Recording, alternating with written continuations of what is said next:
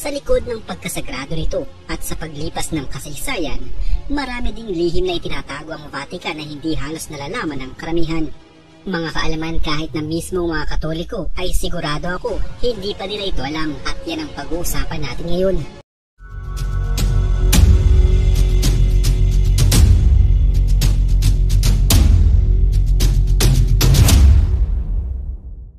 Samahan niyo akong bisitahin ang Roma upang alamin ang mga itinatagong lihim ng Vatican.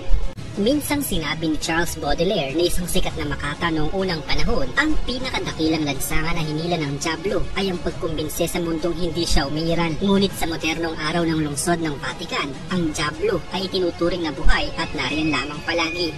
Ang dating Pope John Paul II ay personal na nagsagawa ng 3 exorcism sa panahon ng kanyang panunungkulan, habang si Pope Benedict XVI naman ay nagpapalawak noon ang mga ranggo ng mga exorcist na sinusuportahan ng Katoliko sa buong mundo.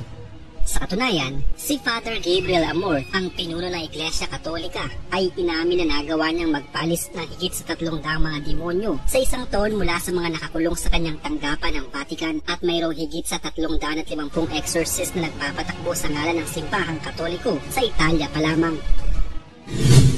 Tinuturuan din ni Amor ang mga obispo kung paano alamin ang pagkakaiba sa pagitan ng pagsanib o pagsapi ng mga masasamang espiritu at ang taong may sakit sa pag-iisip. May tuturing ang Vatican bilang sagrado dahil ito ang sentro ng simbahang Katolika sa buong mundo. Subalit lingid sa kalaman ng marami, isang Vatican sa nakapagtala na may pinakamalaking bilang ng krimen sa buong mundo. Ito ay ang mga napakalaking mga pulutong ng mga turista na ginagawang paraiso ng mga mandurukot ng Vatican. Ang sitwasyon ay komplikado dahil sa katotohanan na ang Vatican ay walang bilangguan at iisang hukom lamang ang meron sila. Kaya ang karamihan sa mga kriminal ay simpleng naglalakad lamang sa buong hangganan patungo sa Italia na parang mga pangkaraniwang tao lamang o kaya na may nagpapanggap na mga turista. Ang batas sa Vatican ay base sa abortion at divorce issues lamang. Ang pangkaraniwang krimen na nakikita sa Vatican, pangunahin ang pagsha-shoplifting sa mga tindahan. Ang pangkaraniwang parusa sa mga ganitong klase ng gawain ay sa pamamagitan ng pagbabawal sa mga taong naakusahan na magtungo sa mga lugar kung saan niya ginawa ang krimen. Ngunit hindi lahat ng krimen ay nasasangkot sa pagnanakaw. Noong taong 2007, inilabas ng Vatican ang kauna-unahan itong kaso sa droga matapos matagpuan ng isang empleyado na may ilang mga plastic ng cocaine sa kanyang lamesa. Ang ilang mga kasalanan ay sobrang-sobra para sa isang lokal na obispo na magpatawad, habang ang mga pari ay maaaring mapatawad ng isang kasalanan na seryoso tulad ng pagpatay ngayon sa simbahan. Mayroong 5 tiyak na mga kasalanan ang nangangailangan ng pagpapatawad mula sa apostolikong penitaryo. Ang lihim na tribunal na ito ay naitatag 830 years na ang nakakaraan. Ngunit noong Enero taong 2009, sa kauna-unahang pagkakataon, ang mga membro nito ay ginanap ang isang pagpupulong na usapan upang talakayin ang kanilang gawain. 3 sa 5 mga kasalanan na naiisip nila ay maaari lamang gawin ng mga pari. Una ay ang pagsira sa seal of confession ng mga pari. Pangalawa ay isang pari na naghahalok ng pagtatapat sa kanyang sariling mga sexual partner, o isang pari na direktang nakilahok sa isang pagpapalaglag o aborsyon at nais na maging isang pari. Ang mga kasong ito ay dapat pumunta sa harap ng tribunal na makakatanggap ng pagpapatawad. Ang iba pang 2 kasalanan ay maaaring gawin ng sinuman. Ang una, sinisiraan ng Eucharistia. Ito ay tinuturing na masama lalo na dahil ang mga Katoliko ay naniniwala na ang tinapay at alak ay nanggaling mula sa katawan at dugo ni Kristo. Ang mensahe sa kanila ay tulad ng paggulo kay Jesus. Ang pangalawang kasalanan ay ang pagtatangka ng pagpatay sa Santo Papa. Ang mga pagpupulong ng mga apostolic penitentiary ay pinanatiling kompidensyal dahil iba ang anyo ng pag-amin. Ang makasalanan ay tinutukoy ng isang pangalan, at tanging ang Major Penitentiary Cardinal James Francis Stafford ang nagpapasya kung paano haharapin ang kasalanan. Ang mga lihim na archive ng Vatican ay hindi tunay na lihim dahil pinahintulutan ni Pope Leo XVIII na mag-schedule ang mga scholar noong 1881. Ngayon ay mas na-access na ang mga ito. Ang mga tagalabas ay malayang suriin ang mga sulatin ng bawat papa sa nakaraang 1,000 taon. Subalit sa bawat pagpasok sa loob, kailangan malaman ng mga ito ang eksaktong hinahanap nila. Sa pamamagitan ng 52 milya na mga estante sa mga archive, ipinagbabawal na basta-basta ka na lamang maghahalungkat ng kung ano-ano dito. Ang pinakasikat na liham doon ay marahil ang kahilingan ni Henry VIII na ang kanyang kasal kay Catherine ng Aragon ay ipawalang bisa. Subalit hindi ito pinahintulutan ni Pope Clement VII. Si Henry ay diniborsyo pa rin si Catherine at ikinasal kay Anne Boleyn at 4 na iba pang mga kababaihan na humantong sa break ng Roma kasama ang Church of England. Naglalaman din ito ng maraming mga pulang laso na ginamit upang magbigkis ng 85 mga petisyon mula sa English clergyman at aristocrats. Bukod sa mga ito, ilan sa mga dokumento na narito ay kagaya na lamang ng mga pribadong account ng mga naging Santo Papa mula pa noon. Narito rin ang liham ni Michelangelo kay Pope Julius II, ang liham ni Mary Queen of Scots na kanyang isinulat bago siya paslangin, at ang excommunication document ni Martin Luther.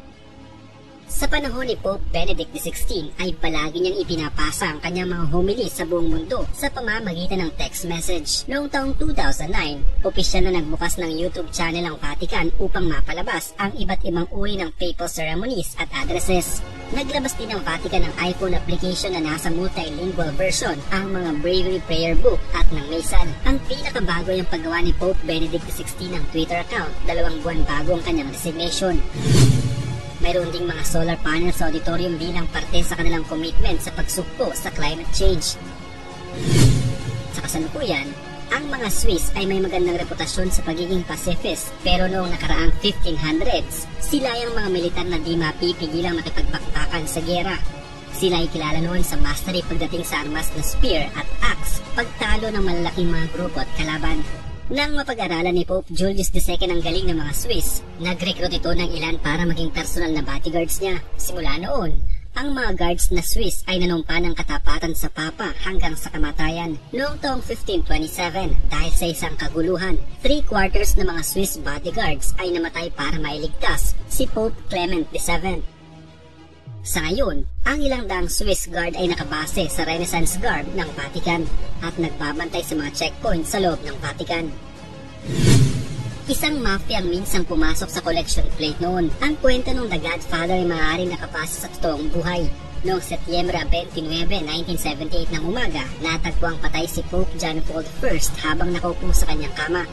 Ayon sa mga opisyal ng Vatican, dahil ito sa heart attack kahit na walang autopsy na naganap at noong panahon iyon ay may koneksyon sila sa mga organisadong krimen. Ayon sa dating Vatican Bank President na si Father Marcel Cruz na nag-resign matapos ang ilang skandalo ng bank ties kasama ang mafia na nailabas na di napatotohanan ng totoo dahil sa kakulangan ng mga ebidensya.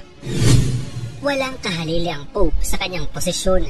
Kapag naging Pope ang isang kardinal, siya ang nagiging leader ng buong simbahang Katoliko at siya ang nagiging representative ng Diyos sa mundo at sa lahat ng may mga buhay.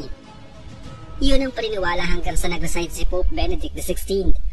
Alam niyo ba na 500 taon pa ang nagdaan bago may nag-resign na Papa sa kasaysayan dahil sa sakit ni Pope Benedict XVI, hindi niya kinaya at di niya nagampanan ng kanyang obligasyon bilang Papa kaya ito nag-resign. Ang Vatican ay nangangailangan ng malaking pondo bawat taon upang gumana. Ang malaking bahagi sa pananalapi at kinabibilangan ng pagpapatakbo ng mga international na mga embahada, pagbabayad para sa paglalakbay ng Papa sa buong mundo, pagpapanatili ng mga sinuunang katedral at pagbibigay ng malaking mapagkukunan sa mga paaralan, simbahan at mga sentro ng pangangalaga sa kalusugan. Ang salaping ito ay nanggagaling mismo sa mga Katoliko na nagbibigay ng donasyon sa kanilang mga lokal na mga parokya at nagbibigay ng halos $100 milyong bawat taon sa mismong Vatican. Ngunit hindi na lamang dito nanggagaling ang gamit ni Vatican. Ang lungsod-estado ay nakakuha din ng salapi mula sa mga libro, museo, selyo at tindahan ng mga souvenirs. Subalit hindi pa rin ito nagiging sapat. Bahagi ng problema ay ang mahinang palitan ng dolyar na isinalin na mas kaunting kapangyarihan sa pagbili. Ang isa pang kadahilanan na nag-aambag ay ang kakulangan sa pagganap ng pahayagan ng Vatican ng El Salvatore Romano. Upang mapalakas ang pahayagan ito, hiniling ng Santo Papa sa editor na maglagay pa ng mas sigit pang mga larawan at pinayagan siyang masakop ang mga kwento sa buong mundo para sa karagdagan na tradisyonal na mensahe sa relihiyon. Ang mga ATM ay nasa lingwaheng Latin. Ang Vatican Bank ang nag-iisang bangko sa buong mundo na pumapayag na gamitan ng Latin para sa mga ATM users.